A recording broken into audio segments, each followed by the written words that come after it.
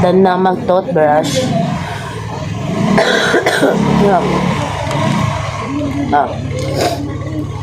Malala na yung aking dry cough. And for this whole vlog, hindi muna ako kung nyo pansinin yung na drama yan kasi kagabi. Ganun. Zipin nyo, bagong gising ako. And also guys, dito na pala yung yung container from day 1. Yan na siya. Love it. Nilagyanan ko na siya ng pabangon ng kuya ko. As usual, wala dito yung kuya ko kasi pumasok na siya sa work. And yung ID niya, nakalimutan niya. Tado. Nakalimutan niya ang aking ID. Umalis na siya. Ewan ko lang kung makakapasok kaya. Pabango, tapos meds. And then Deo. Na siya kung ano pa yung gusto niyang ilagay niya. Problema niya, ilagay niya dito eh. Siya pa. Yesterday, gumala lang ako at may pinuntahan ako. May minita pang at tapos pagka-uwi ko sa hapon, pumunta kami ng department store ng kuya ko kasi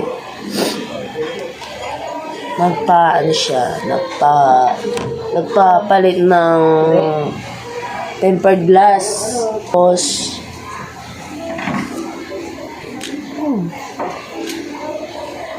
bumili na kasi. So, mamaya, punta tayo ng 7-Eleven mamaya. Bili tayo ng food. Ng lunch. Lunch na yung lunch na yung unang kain natin. So, brunch na yun. Later, alis ata ako later. Ewan ko, i-check ko ko yung kaibigan ko. Pupunta ako ng hot. Kahapon pala walang pasok yung mga student kasi 46 degrees daw dito sa Manila. Hindi ko naman na-feel na 46 degrees kasi lalamig pa ako. Hindi ko ramdam.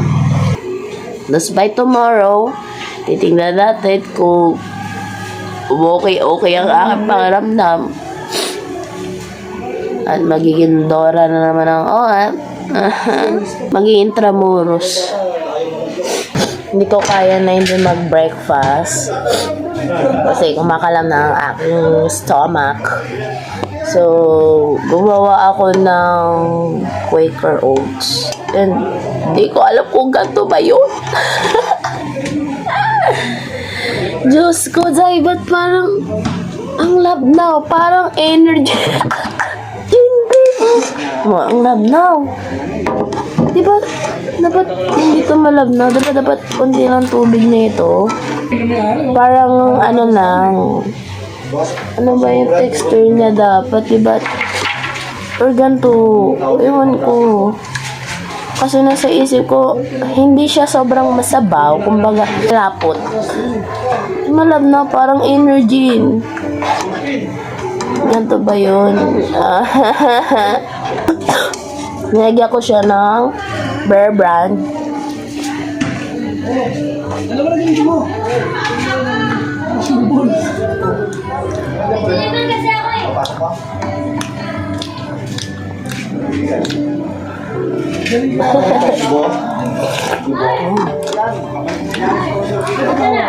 Goods naman. Medyo lang. Nasobrahan ko sa tubig. Ayun nga! Dapat pala talaga unti lang. Tapos Mamayang lunch. 7-Eleven tayo. Sarap! Kita ba? Okay, di ba kita. Pero okay na yan. Ito na lang. Tapos, parang gusto ko pa bumili ng fried chicken.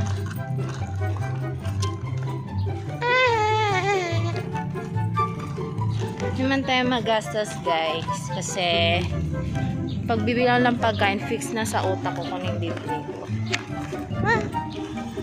Hinangan ng manok. Yung buhay.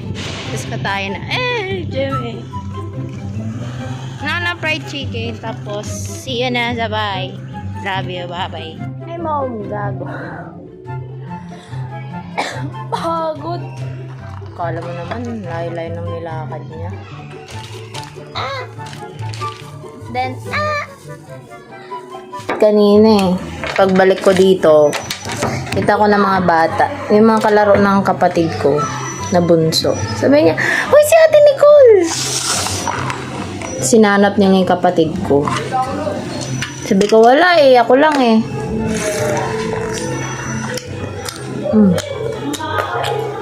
Dapat, royal yung bibilin ko, kaso, wala na daw. Kaya, Lipton yung binili ko. Kaya, ayun. Magmumukbang lang tayo, guys. Nag-i-slide yung cellphone. Anong oras na? Late na ako nag-lunch. 2:00 na. Pero tanghali pa rin naman. Lunch pa rin. So, yes. Ayun. Then, I bought a chicken and then a rice. Oh, bango. Let's open this one. Bumili din ako ng kanin kasi eto, kulang to sa akin. And wala kasing bigas pa. Mamaya pa kami bibili ng kuya ko. For dinner. Ewan ko lang kung magdi-dinner pa ako kasi kumain ako ng lunch. So, kain pa. Bumili ako ng yung pork giniling binili ko.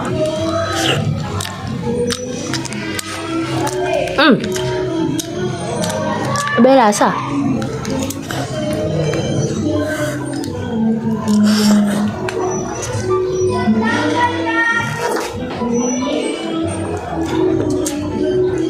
Sir yung tawag sa akin ni ate kanina sa counter. Mukha ba akong ka-sir? 2 beses yun, sabi. Nung una, yung kumuha ko na ito ng Lipton, sabi. Ay, sir, wala po naman yan. Sabi ko, ganun po ba? Sige po, thank you.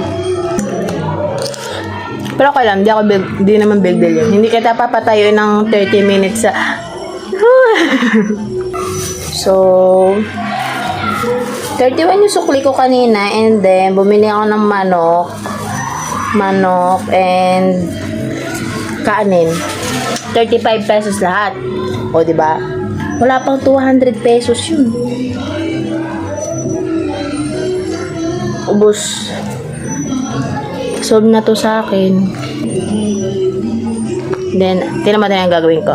Lagyan natin ng giniling. The perfect bite, pare. Tapos lagyan natin yung kanin. Diba?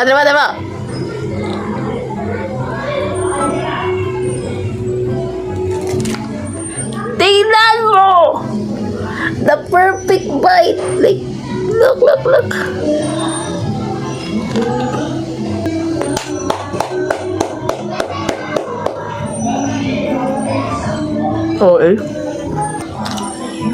So happy. Small things. Ay, hindi ko nasawsaw.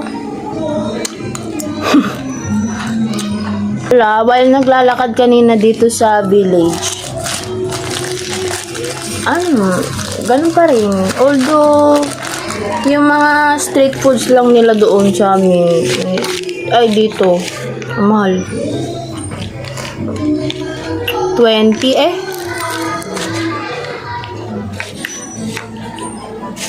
But it's fine. Mahal na bilihin dito. Di tulad sa province. Di naman ako culture shock. Galing naman na ako dito dati pa eh.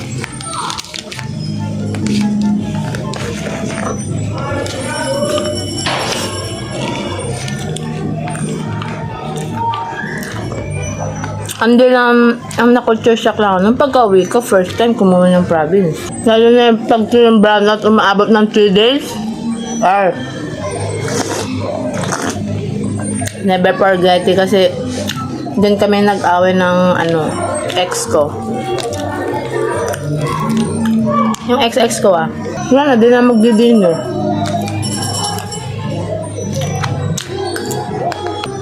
Okay na to. Nom-nom.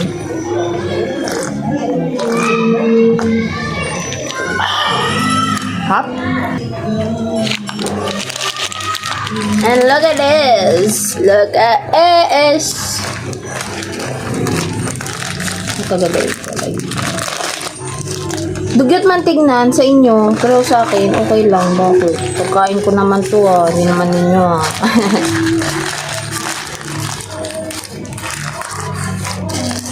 Yeah! Nakagating ko na siya gano'n.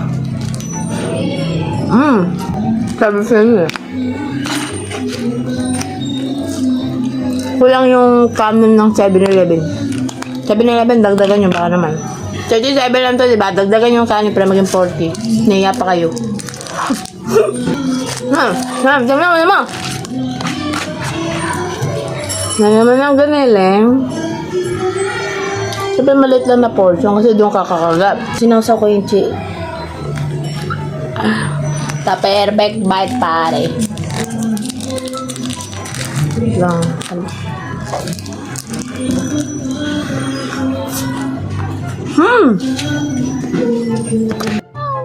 Life update. Ayun.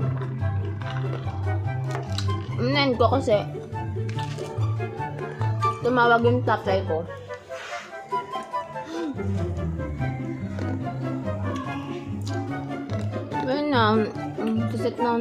Siniset ko yung Gcash ng account.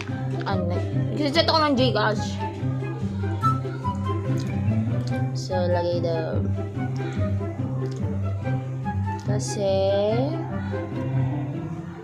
para may sarili ng account ng Gcash.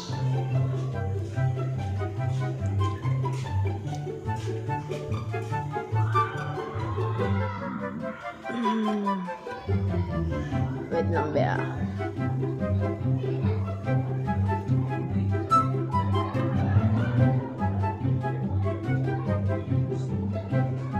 Next. So, may information. Hindi pala share ang information. Bakit close pa tayo? Gagawin information mo, may share.